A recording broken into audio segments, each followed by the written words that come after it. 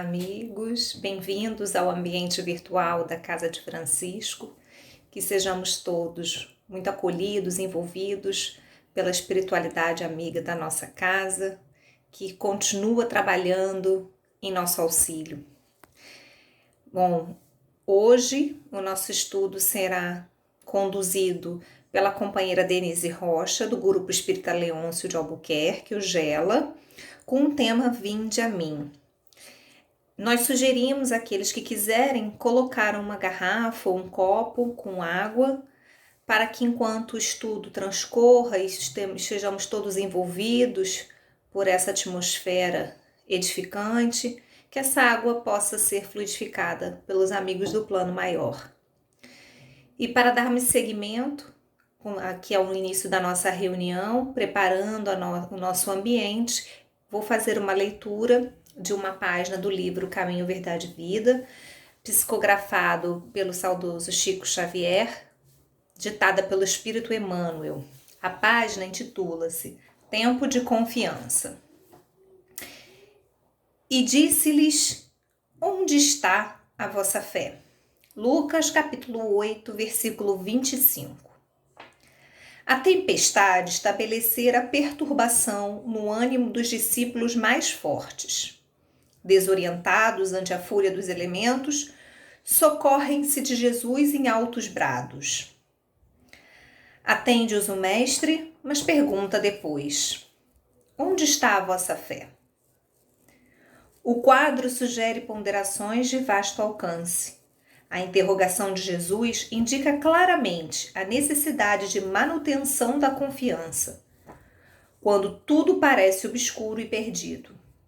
Em tais circunstâncias, sugere a ocasião da fé, no tempo que lhe é próprio.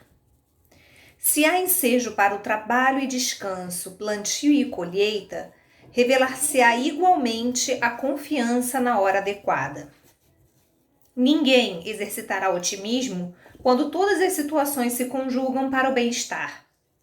É difícil demonstrar-se amizade nos momentos felizes.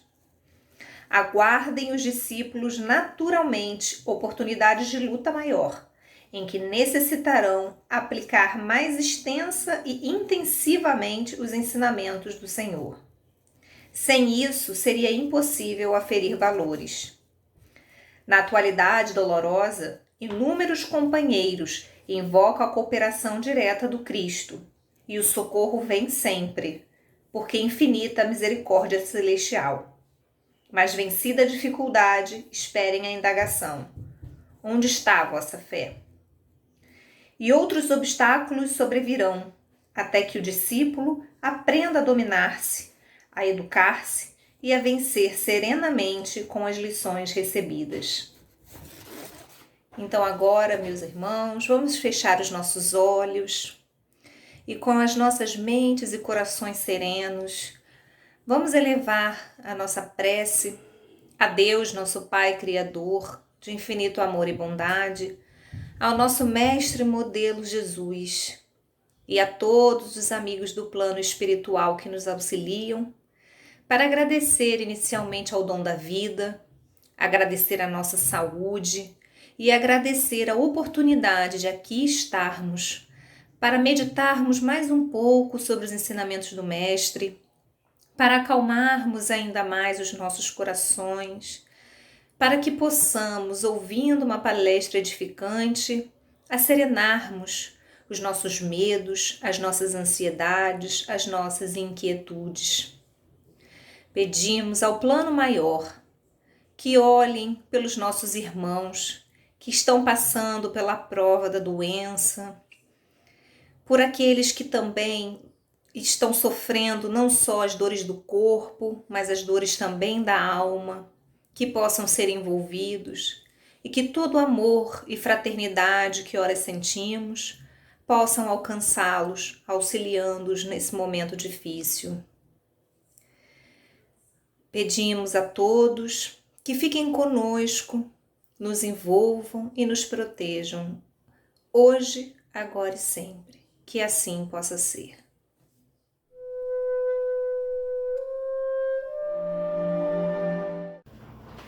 Olá, meus amigos, estamos aqui com muita alegria para fazer parte da exposição, do estudo do nosso querido Grupo Espírita Francisco de Assis, com o tema Vinde a mim.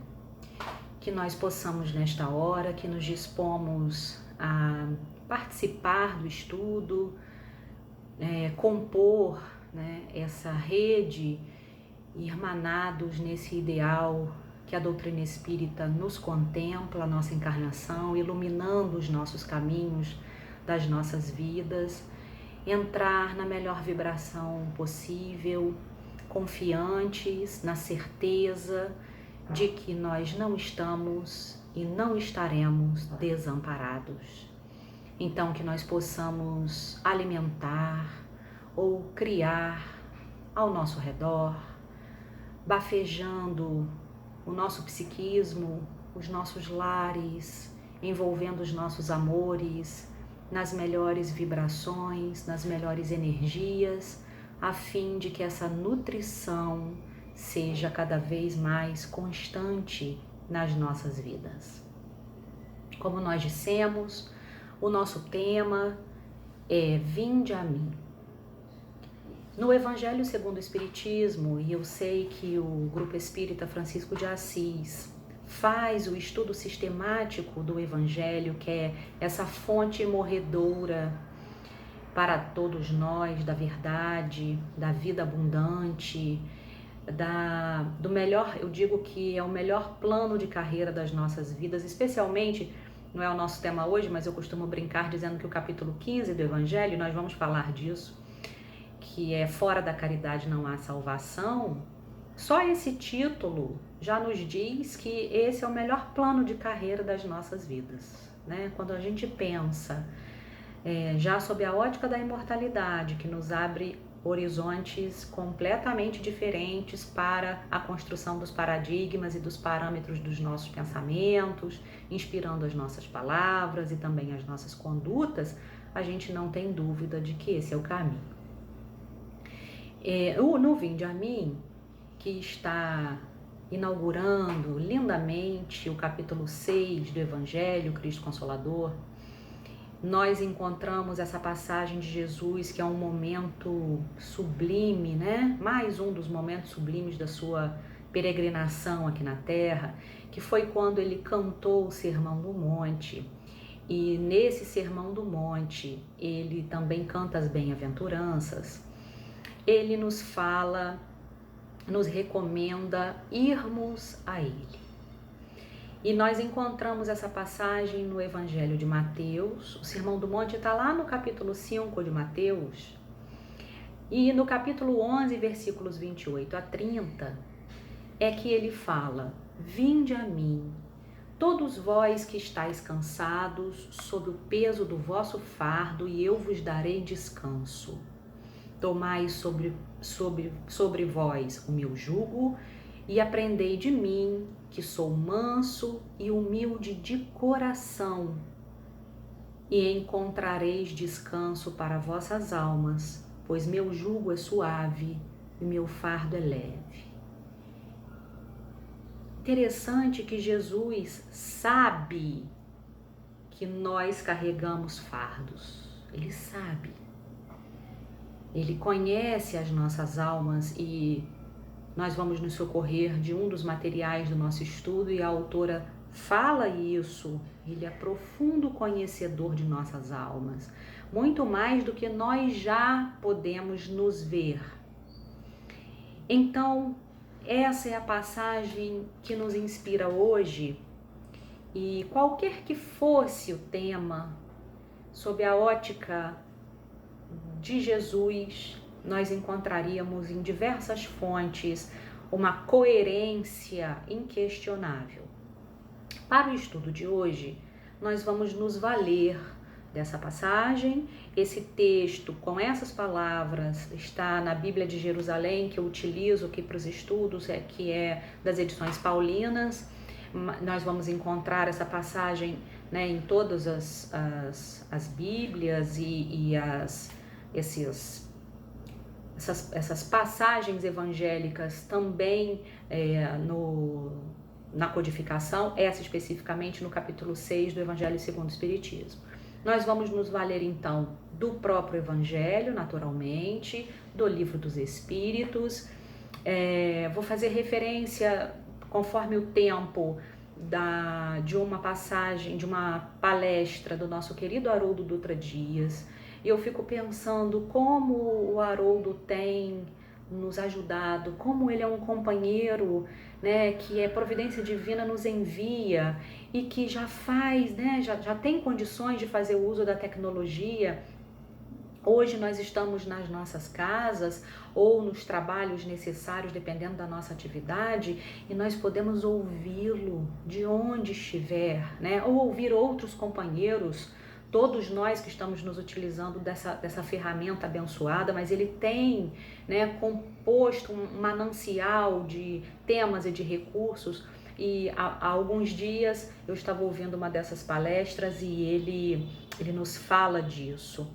Fala também o quanto de valor tem a nossa codificação, porque a gente não pode esquecer que no Evangelho, que no Livro dos Espíritos, nós temos Sócrates, nós temos Paulo de Tarso, nós temos João Evangelista, nós temos espíritos de altíssima envergadura que peregrinaram por aqui e que prenunciaram ou ratificaram, tanto por palavras quanto por testemunhos, a mensagem de Jesus. E a outra fonte que nós nos utilizamos, a nossa querida Joana de Ângeles, né? Eu cada vez mais admiro, quanto mais a gente mergulha nesses conteúdos trazidos por esses irmãos queridos, mais a gente enriquece a alma e mais a gente percebe o valor, né, desses corações amigos. É possível que a imagem fique espelhada na tela, mas eu vou utilizar hoje uma mensagem desse livro Jesus e o Evangelho à luz da psicologia profunda, que é interessantíssimo. Ele já é um pouquinho antigo, eu não sei se a edição atual tem essa capa ainda, para aqueles que gostam de ter a bibliografia dos estudos, né? Também O Homem Integral, que é um dos primeiros da série psicológica da Joana, da querida Joana, porque aqui ela dá uma receitinha, né, de como a gente pode fazer o que está prescrito pra gente. Enfim, vamos lá.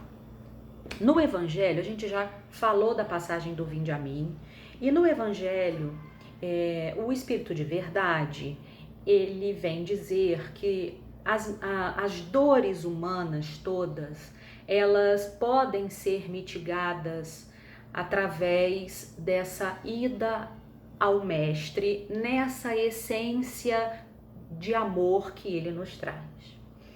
Textualmente no Evangelho está escrito que dessas dores, né, essas dores são todas as misérias. É importante a gente às vezes deter um pouquinho nas coisas e parar para pensar, né? As misérias, as decepções, as dores físicas, as perdas de seres amados. Isso está elencado nesse cabedal imenso, né, que a dor humana pode chegar, onde ela pode chegar. As misérias já é uma universalidade, né? As misérias internas nossas, as nossas mesquinhezes, né, se é que a gente pode dizer assim, as misérias materiais, as questões de valoração das coisas e das circunstâncias que muitas vezes têm por filtro para a nossa tomada de decisões as nossas próprias misérias, né, dos relacionamentos, dos nossos sentimentos ainda que tem muito por serem burilados, as decepções por conta das expectativas super ou infradimensionadas que nós temos das coisas e das pessoas, as próprias distorções nas relações que nós temos quando a gente acredita que a responsabilidade da nossa felicidade está em outra pessoa ou em outra coisa, né? As dores físicas, quando a providência sabe que nós, espíritos imortais, estamos habitando uma casa planetária, que é o corpo físico, né? Uma casa planetária, um vaso, né, de material compatível com o nosso planeta, com a nossa casa planetária, e que é suscetível de sofrimentos, né? Naturalmente, nas causas que nós criamos, seja no passado, seja no presente, né? Muito dessas questões das aflições também, elas precisam ter sempre esse parâmetro de que nem todas as dores são efeitos de causas pregressas. Muitas são frutos das nossas escolhas, né? Às vezes a gente tá lá, coloca no nosso GPS do nosso carro um destino e o GPS mostra que o melhor caminho é o A, a gente fala assim, não, mas eu quero ir pelo B. Eu sei que é mais difícil, mas eu quero ir pelo B. Então a gente sabe, muitas vezes aquela escolha é uma escolha presente. A questão da perda dos seres amados, muito em função ainda da nossa grande ignorância com relação aos destinos, né? Mas também mesmo quando a gente perde um ser amado, entre aspas, se despede dele e sabe até mesmo da imortalidade da vida, por conta até dos nossos valores ainda e dos nossos apegos e das nossas incompletudes, a gente também sofre, né? Eu costumo dizer que, e isso também vai ser falado aqui de outra maneira, a doutrina espírita nos livra da revolta. Não nos livra da dor, porque nem Jesus, nem Deus nos livra da dor. E nem ele veio ser, conforme a benfeitora Joana diz, um solucionador de problemas. Ele veio dizer, as suas dores podem ser todas aliviadas vindo a mim. E o Evangelho também nos diz, nesse mesmo parágrafo que ele elenca essa universalidade de dores, ele diz que essa ida a ele, que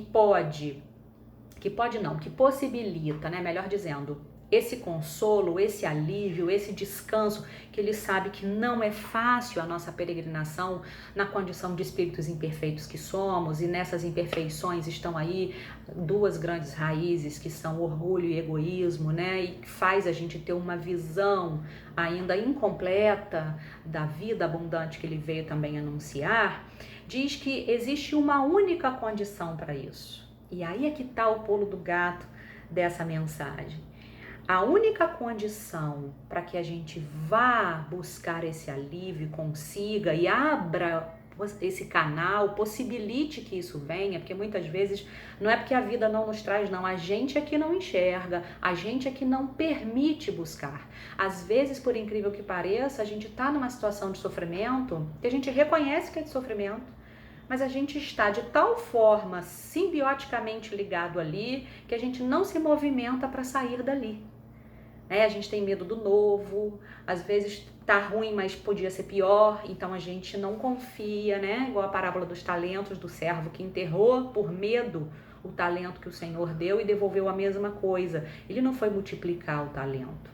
Essa semana até foi exatamente essa passagem aqui no culto no lar, em casa, e os filhos, né, suscitaram as dúvidas, porque a gente lê também sistematicamente o Evangelho com eles, com relação ao que queria dizer isso. E aí nós fomos falar da questão da fé também, da confiança e de reconhecer diversos tipos de tesouros que nós carregamos ao longo da nossa vida e que a gente não multiplica. E aí lembrei de uma história, sem querer fugir do tema, que está lá em Libertação, André Luiz, logo no capítulo, se não me engano, 5º, em que André está com um colega também aprendiz, Eloy, sob a supervisão benfeitora do Gúbio, e onde eles vão a uma cidade, né, numa região muito difícil, com muitos espíritos recalcitrantes no erro e no mal, muitos inclusive justiceiros, né, uma cidade inclusive liderada por um espírito extremamente inteligente que havia sido, né, um papa da Igreja Católica na Terra. E eles estão aguardando uma audiência que eles pediram com esse espírito-chefe, né, já com um propósito de socorro e etc. E eles então vão a uma sessão de julgamento nessa cidade, né? E aí há vários espíritos ali que estão sendo acusados, E tem um momento muito interessante porque um dos acusados vai fazer sua defesa e ele diz assim, o espírito: eu estou sendo acusado de ter sido avarento, mas eu nunca fui avarento, eu não fui um homem de posses, de riquezas, eu fui um homem das ciências, eu fui um homem do conhecimento, eu fui um homem dos livros. Como eu posso estar sendo acusado de avarento? E não era só uma questão dele estar ali involuntariamente. Era uma questão energética, vibracional, de frequência vibratória. E aí o espírito juiz que estava ali, né, presidindo aquela sessão de julgamento, diz para ele: o que você fez com o conhecimento que você tinha? O que você plantou de bem? Porque eram os espíritos ligados à questão da justiça. Inclusive é que nós mais nos afinizamos com esse tipo de raciocínio do que com a proposta da divindade, porque a justiça que a gente acredita mais é aquela da balança, né? É mais o olho por olho e dente por dente. Mas a justiça divina traz misericórdia, ela traz perdão, ela traz novas oportunidades. E esse espírito estava exatamente nessa condição, né, de julgamento, nesse viés que nós temos às vezes até mais afinidade de reconhecer que isso sim é o que está certo, né? Muitas vezes desvencilhada da questão da misericórdia, que é tão importante. E aí esse magistrado dizia para ele: o conhecimento que você tinha era uma riqueza e você não edificou nada com ela, você usou para si, você foi avarento. Vejamos o nível de responsabilidade nossa, né, com todos os recursos que nós temos: a saúde, a inteligência, a possibilidade de fazer o bem, né, às vezes o uso do tempo e o bem em qualquer lugar. Se eu tomo conta da minha família, se eu tomo conta da minha casa, se eu sou responsável pela alimentação do meu filho, ou quem mora comigo, ou a minha, e estou fazendo aquele alimento de uma forma ruim, superficial, reclamando, colocando ali a minha energia, se os meus pensamentos estão em outra pessoa, na indignação que eu sinto com a conduta de outrem, ou na inveja que às vezes eu nem identifico como isso, são as misérias humanas, eu estou deixando de colocar uma energia ouvindo uma música, cantando, fazendo de uma outra forma. Então, voltando aqui, o Evangelho fala dessa condição, uma única condição. Qual é a condição dessa ida ao Mestre?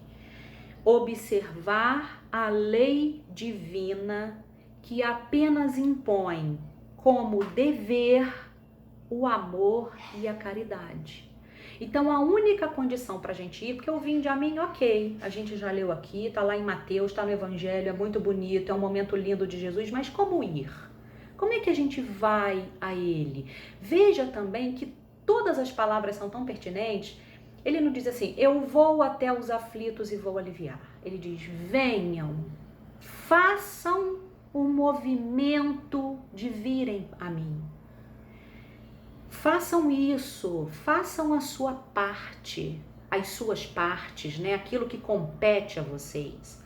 E o Evangelho diz exatamente assim: a única condição de irmos é observar a lei divina, e aí explica que apenas impõe como dever, não é uma faculdade, não é um direito, é um dever, o amor e a caridade. Pausa no Evangelho, vamos ao Jesus e o Evangelho à luz da psicologia profunda. Nós não é essa página desse livro que inspira o nosso tema hoje, mas é um sobre a caridade, onde Joana de Ângeles, falando da caridade, ela inicia a mensagem dizendo assim: amar é dever de todas as criaturas. É dever de todas as criaturas. E por que eu casei esse livro com o Evangelho? Porque esse livro que eu mostrei antes, vou mostrar de novo, a organização dele, a proposta da benfeitora Joana, que está aqui, né, na orelhinha da capa, ela faz o seguinte: ela traz no índice as mensagens que compõem o livro e elas obedecem, cada uma corresponde à análise da benfeitora sobre um item de cada capítulo do Evangelho. Então nós vamos encontrar aqui a mensagem intitulada O Jugo Leve, capítulo 6, que é o que tem o Vinde a Mim, item 7.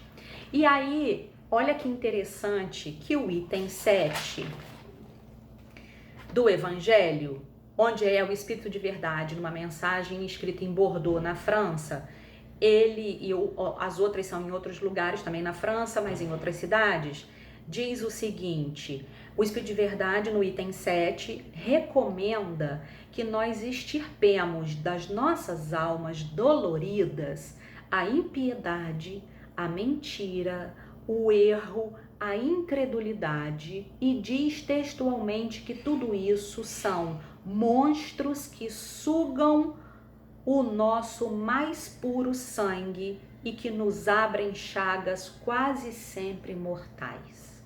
Olha só, a impiedade, a mentira, o erro, a incredulidade, monstros que sugam o nosso mais puro sangue e que nos abrem chagas quase sempre mortais. Quanta energia, né, a gente gasta muitas vezes nesses caminhos aqui que são equivocados, né? E nos recomenda a praticar a lei divina, amar e orar, e que se o invocarmos do fundo do coração, Deus enviará seu Filho bem-amado para nos instruir e dizer de sua presença entre nós, porque o chamamos. Pausa. Voltamos para o Evangelho, estamos falando de Joana, quando ela diz que amar é um dever. O Evangelho fala que para irmos ao Mestre, precisamos observar unicamente a lei divina que nos impõe como dever o amor e a caridade. Joana de Ângeles fala que amar é um dever. E aí a gente vai no item 7 do Evangelho, item 7, capítulo 6, onde o Espírito de Verdade fala para que a gente extirpe das nossas almas doloridas esses equívocos, né? E que a gente pratique a lei divina, que a gente ame e ore, e que se a gente orar do fundo do coração, Deus vai nos enviar o Filho bem-amado para nos instruir e dizer de sua presença entre nós, porque o chamamos. Então a gente vai buscar, ele vem até nós.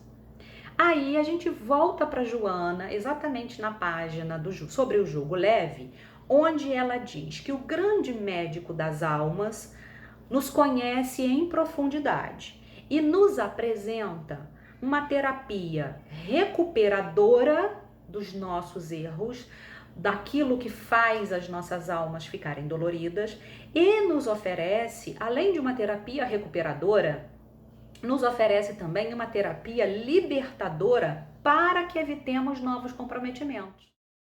É de Jesus diante da mulher adúltera, quando ao final, quando aqueles acusadores vão embora e ele tem uma conversa com ela, diz que se ninguém acusou, ele também não condenaria, ninguém condenou, ele também não condenaria. E aí ele faz uma recomendação: vá seguir sua vida, vá ser feliz e não tornes a pecar, não incida no erro, mas mude de faixa vibratória, renove-se, né? Busque outros caminhos para a sua felicidade. E Joana de Ângeles fala que ele conhece a causa que desencadeia as nossas aflições, né? Ele sabe. E diz assim a benfeitora: o cultivo do amor é a claridade capaz de anular todos os prejuízos e evitar novos. Ou seja, não basta só uma recuperação do passado, é preciso que a gente faça agora uma semeadura mais saudável, né? Que a gente não se comprometa novamente. Então, a Joana diz: o cultivo do amor é a claridade capaz de anular os prejuízos e evitar novos, que é o ideal. Isso me faz muito lembrar as falas de Divaldo, de Raul Teixeira, quando eles também se reportando a outros benfeitores, diz, se não me engano até a própria Joana de Ângeles, que o amor é o único sentimento capaz de inocular numa célula doente saúde, né? E ele se revela de várias formas e ela vai nos dizer aqui. Então, a benfeitora continua nessa mensagem dizendo que a prece Olha que interessante, o Espírito de Verdade, lá no item 7 do Evangelho, diz para a gente amar e orar. Porque orando do fundo do coração, Deus nos envia o seu Filho para dizer que está presente. Aí ela diz a questão do amor, que o amor é um dever. Ela fala que o cultivo do amor é a claridade capaz de anular o passado, né, e nos renovar para o futuro. E ela diz, aí ela logo vai dizer sobre a prece, exatamente em consonância com o Espírito de Verdade, para dizer que a prece é um canal de irrigação da energia que procede de Deus e vitaliza o homem. Então, se você está cultivando o amor, todo cultivo precisa ser irrigado. E a prece é o canal de irrigação da energia que procede de Deus e vitaliza o homem. Isso é muito profundo, isso é muito importante da gente ficar atento. E a benfeitora então continua. Com isto, permite-se que as forças espirituais alcancem a intimidade daquele que ora. Produz o milagre da harmonia permanente. O Espírito de Verdade fala, quando ora do fundo do coração, Deus envia o seu Filho para dizer que está presente. E ela diz, permite-se que as forças espirituais alcancem a intimidade daquele que ora e produz o milagre da harmonia permanente. Uma observação que a gente gostaria de fazer aqui também para complementar é o que nós encontramos na questão 918 de O Livro dos Espíritos, que Kardec pergunta: por quais indícios se pode reconhecer em um homem o progresso real que lhe elevará o espírito na hierarquia espírita? Já que nós estamos falando, vinde a mim, para encontrar consolo para as nossas almas, alívio para as nossas dores, descanso para as nossas almas doloridas, a gente então, quando se refaz, a gente se melhora. Kardec pergunta por quais indícios a gente identifica esse progresso, essa melhora? E os espíritos respondem, a prova de sua elevação se revela quando todos os seus atos representem a prática da lei de Deus e quando ele compreende a vida espiritual.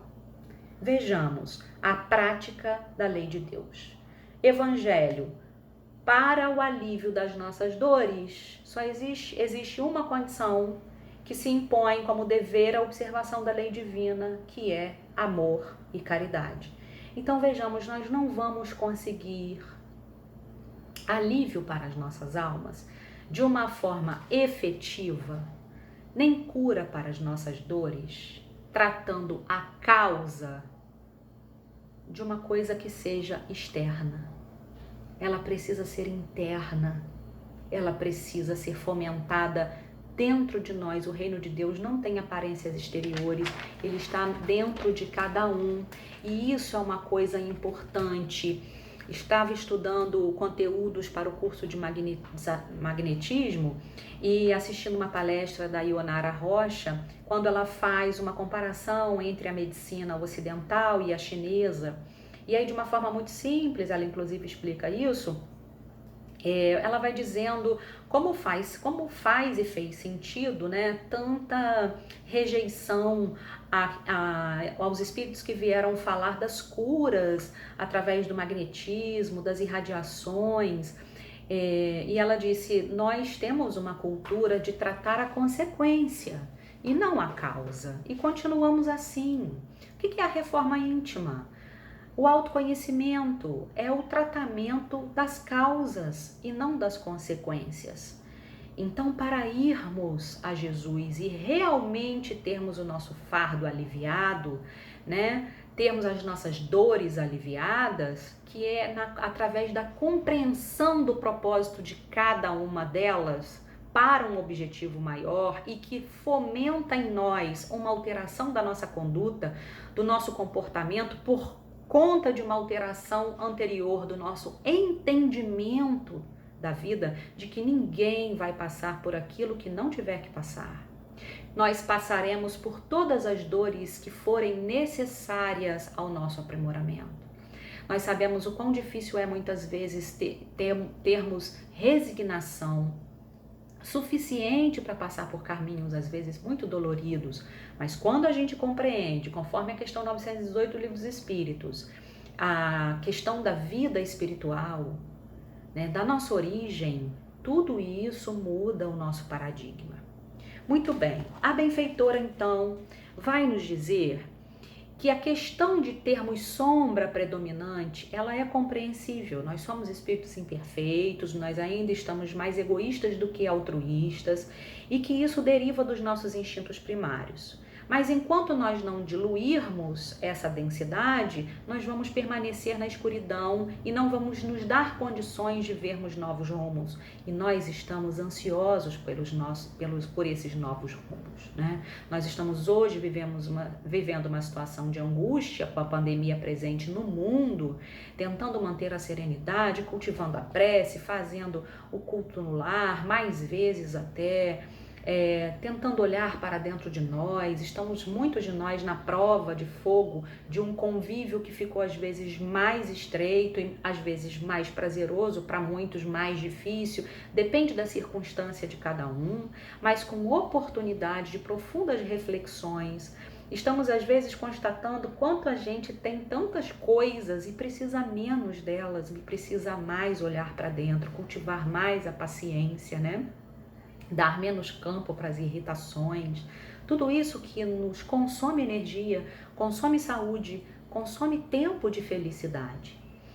Muito bem, a benfeitora diz, depois que ela fala no quão compreensível é estarmos nessa situação, ela diz que quando a gente não vê novos rumos e permanece na escuridão, a existência se torna um fardo pesado para conduzir.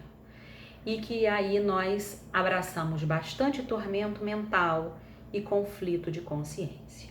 Mas aí ela vai ressaltar os itens do amor e da oração. Então ela diz quanto ao amor que é a conquista emocional superior e que o amor rompe a densidade da ignorância. A oração, por sua vez, dilui espessas ondas que envolvem o nosso discernimento. Porque como a gente tem tormento mental e conflito de consciência, nós somos encharcados pelos nossos pensamentos e de outros com quem nós sintonizamos, e muitas vezes isso dificulta o nosso discernimento para os rumos novos da vida. A prece é a ferramenta que nos dá essa condição de diluir essa densidade e de nos propiciar contato com ondas psíquicas melhores. O nosso discernimento então fica mais claro e a gente ganha autonomia. É assim, não é de uma forma irracional, não é de uma forma mecânica, não é como Charlie Chaplin nos fala no filme Tempos Modernos, né? Que ele está trabalhando naquelas máquinas, ele faz a crítica à Revolução Industrial e o quanto isso mecaniza a gente, às vezes até a gente mesmo manipula os próprios sentimentos, né? Nessa coisa automática. Hoje, quando a imagem se torna uma coisa muito importante, principalmente no uso das redes sociais, às vezes a gente está brigando com a pessoa, vai tirar uma selfie, dar um sorriso, mas nós não estamos sentindo aquilo. Então é muito importante que a gente atente para a nossa autenticidade e no rumo dessa felicidade que a gente busca. E aí a benfeitora fala, com amor há sentido existencial, tornando-se humano, adquirindo sentimentos de humanidade e libertando de alta carga de animalidade. Com a oração, identifica-se com outras ondas psíquicas, impregna-se de energias saturadas de paz, alegria de viver e crescer. E aí ela fala, Jesus não se detém no problema, identifica-o, despertando o problematizado para não reincidir.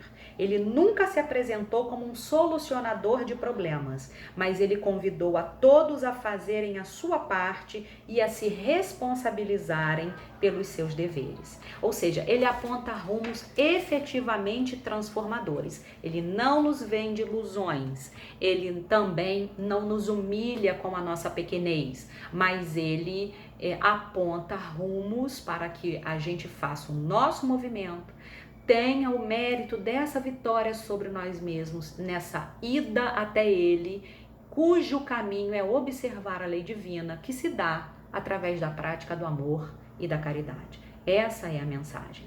A benfeitora, então, nessa mensagem do livro Jesus e o Evangelho à Luz da Psicologia Profunda, textualmente nos recomenda, né?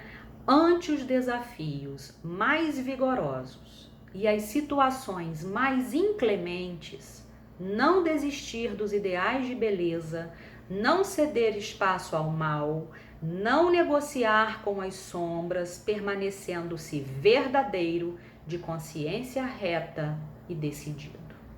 São muitos os desafios pelos quais a gente passa, muitos convites a permanecermos nos estados que nós nos encontramos e que muitas vezes são mórbidos ou que não nos trazem utilidade e renovação. Mas como temos muitos anos, séculos, né, às vezes numa mesma conduta, nós temos uma tendência ainda mais forte a permanecer dela do que sair. Mas estamos sendo convidados a isso e ele nos diz: venham que eu vos aliviarei. Ou seja, transmuta esses sentimentos que não te fazem bem e não temas, eu vos aliviarei. Observa a lei divina, pratica o amor, pratica a caridade. Comece a reforma íntima, né? Eu vou curar a todos aqui, mas todos aqueles corpos que Jesus curou, todos morreram, né? Mas o remédio que ele levava não era só para o corpo, é para a alma. Ele testemunhava essa capacidade que todos temos e que ele tinha muito mais por toda a evolução desse espírito muitas vezes indefinível que era Jesus, né, por conta da sua envergadura, né, o governador do nosso planeta. Ele mostrava pra gente que ele podia, pelo sopro, pelo olhar, pela imposição de mãos, por misturar saliva com a lama do chão e curar o cego, pela oração, por tudo que ele fazia, mas o principal está dentro da gente. E aí, quando a gente vai lá no Homem Integral, que foi essa fonte aqui que nós fomos buscar, estou vigiando aqui o tempo, no capítulo 8, no item Recursos para a Liberação dos Sofrimentos, a Joana de Ângeles dá uma receitinha com relação às fases da terapia libertativa, ela chama assim no livro. E aí ela elenca 4 itens interessantes que a gente pode começar a exercitar. E é muito legal quando a gente traz uma receita prática para a gente executar, porque tudo bem, a gente acredita nisso tudo que a gente falou e que a gente estudou. Mas como fazer?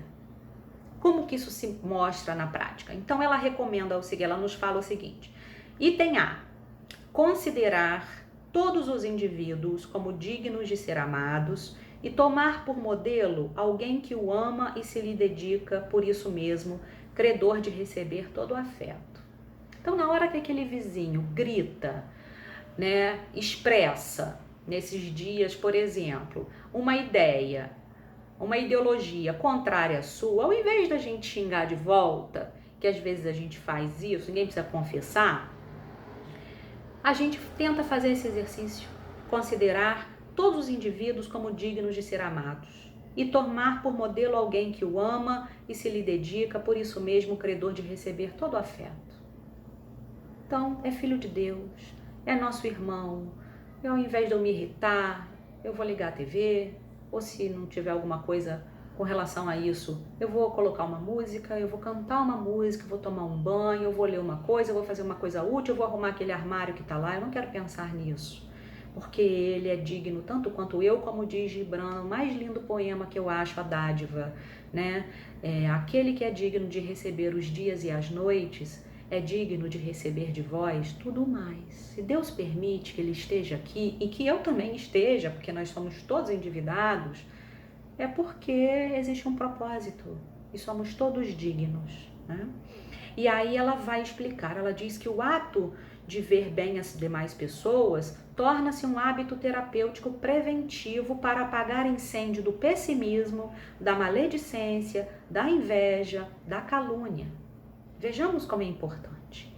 No item B, ela nos recomenda identificar e estimular os traços de bondade no caráter alheio. Ah, meu pai é uma pessoa muito irritada, meu pai votou em fulano, mas é uma pessoa muito generosa, mas é uma pessoa muito tranquila para ouvir as pessoas, é uma pessoa extremamente dedicada ao bem. porque todos temos defeitos e todos temos virtudes e a gente precisa estimular esse lado, identificar e estimular os traços de bondade no caráter alheio. Emmanuel tem uma página falando exatamente sobre o fluido específico da bondade que difere dos demais. Por isso Pedro escreve que o amor cobre a multidão dos pecados. E aí a Joana nos fala que a atitude de identificar a bondade possibilita a superação do sofrimento. No outro item, ela diz: aplicar a compaixão quando agredido.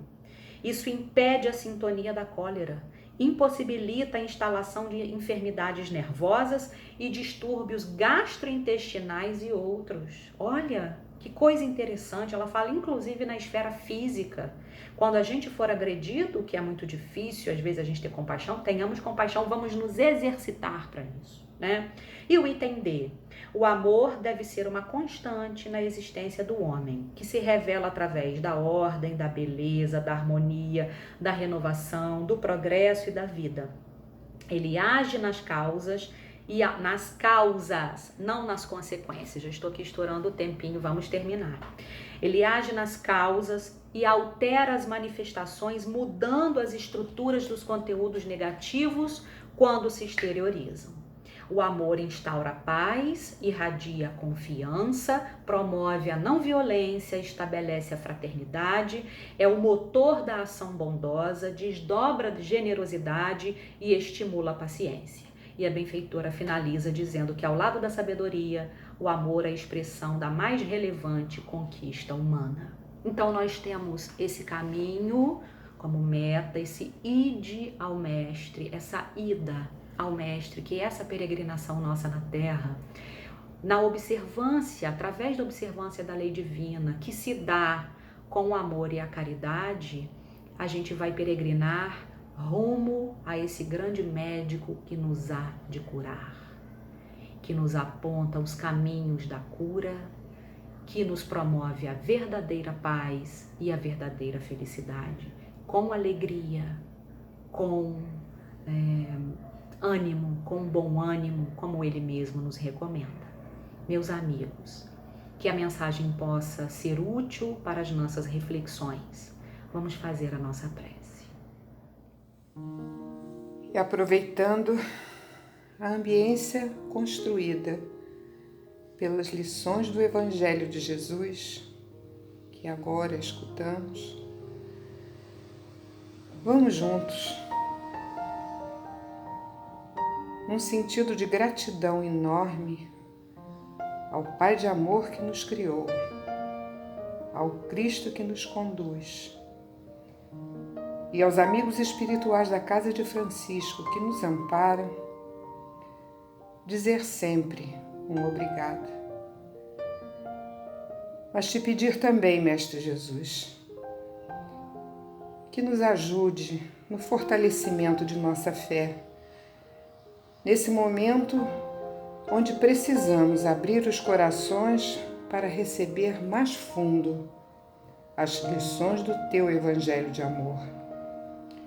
Ampara, Jesus, a tantos que sofrem, essa terra que hoje, mais do que nunca, precisa do Teu olhar e do Teu amor. Permita, Jesus, que possamos prosseguir, buscando a direção da Tua luz. E fica conosco, agora e sempre. Que assim seja.